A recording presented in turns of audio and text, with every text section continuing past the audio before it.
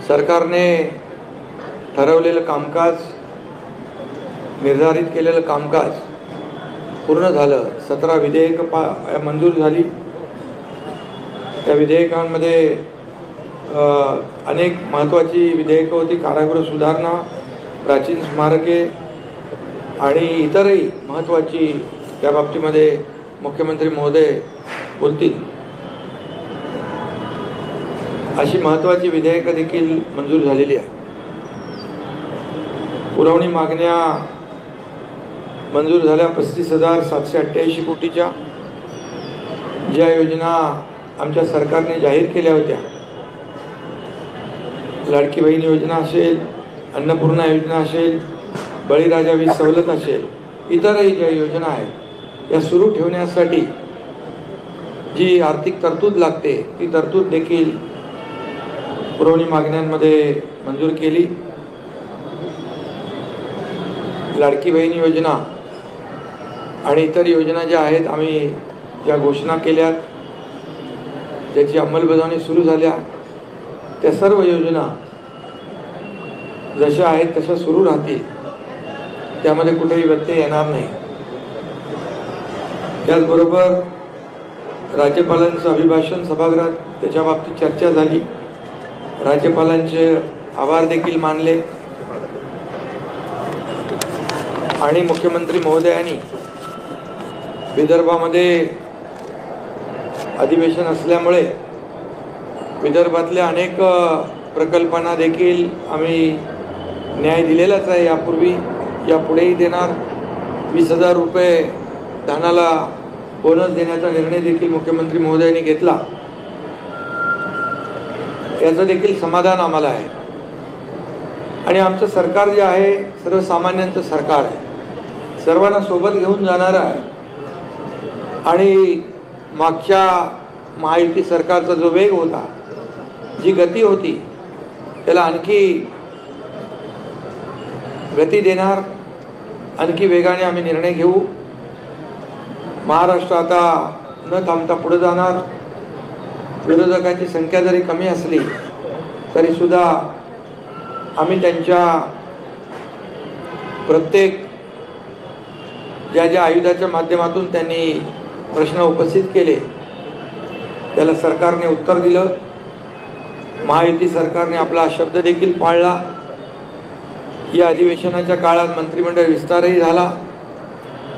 विधान परिषदेचे सभापती देखील त्यांची नियुक्ती झाली आणि विशेष म्हणजे पुणे विमानतळाला जगद्गुरू संत तुकाराम महाराज यांचं नाव देण्याचा प्रस्तावही मंजूर करून केंद्राला आम्ही शिफारसही केली।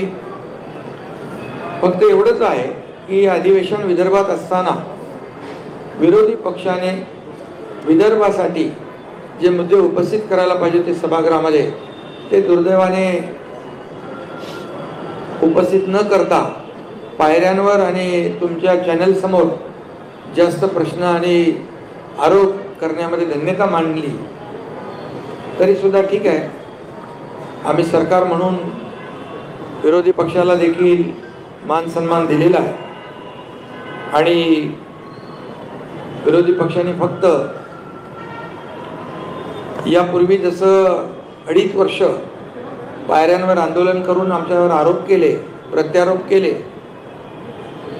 पण आम्ही मात्र आरोपाला 2.5 वर्षामध्ये आरोपाने उत्तर नाही दिलं, आम्ही कामाने उत्तर दिलं। आणि म्हणूनच आम्ही काम केलं। सर्वसामान्य माणसाच्या आयुष्यामध्ये बदल घडवणारे निर्णय आम्ही घेतले। आम्ही टीम म्हणून तिघांनी काम केलं आणि लोकांच्या मनातलं सरकार आम्ही म्हणायचो, सर्वसामान्यांचं सरकार, ते खऱ्या अर्थाने काय असतं ते गेल्या 2.5 वर्षात आम्ही दाखवून दिलं। आणि त्यामुळेच लोकांनी आरोपाला, शिव्याशाप देणाऱ्यांना घरी बसवलं आणि आम्हाला लँडस्लाईड विक्ट्री दिली, मॅन्डेट दिलं। आणि म्हणून आमची आता जबाबदारी आणखी वाढलेली आहे की मुख्यमंत्री महोदयांच्या नेतृत्वाखाली आम्ही टीम म्हणून काम करणार। आणि आम्हाला काय मिळालं यापेक्षा महाराष्ट्रातल्या जनतेला काय मिळणार आहे, त्यांच्या जीवनामध्ये काय बदल होणार आहे आणि या महाराष्ट्र राज्याचा चौफेर विकास कसा होणार आहे यावर आम्ही पूर्ण फोकस करणार आहोत. आणि म्हणून विदर्भात देखील गेल्या 2.5 वर्षामध्ये अनेक सिंचन प्रकल्प असतील, त्याच्या डिटेलमध्ये मी जात नाही. पैनगंगा, नळगंगा, इतर जे काही मराठवाडा आणि विदर्भाचे सिंचनाचे प्रकल्प गेल्या 2.5 वर्षात आपल्याला माहीत आहे की मागच्या महाविकास आघाडीच्या सरकारमध्ये सिंचनाचे 2 प्रकल्पांना सुधारित प्रशासकीय मान्यता दिली होती. परंतु आमच्या महायुतीच्या सरकारमध्ये तब्बल 129 प्रकल्पांना, सिंचन प्रकल्पांना 170 झाले, त्याला मी मान्यता दिली.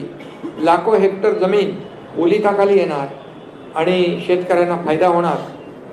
म्हणून हे सरकार बळीराजाचंही आहे, त्याच्याही मागं उभं राहण्याचे निर्णय आम्ही घेतले आणि अनेक निर्णय नियमाच्या म्हणजे जे नियम निर्धारित केले त्याच्या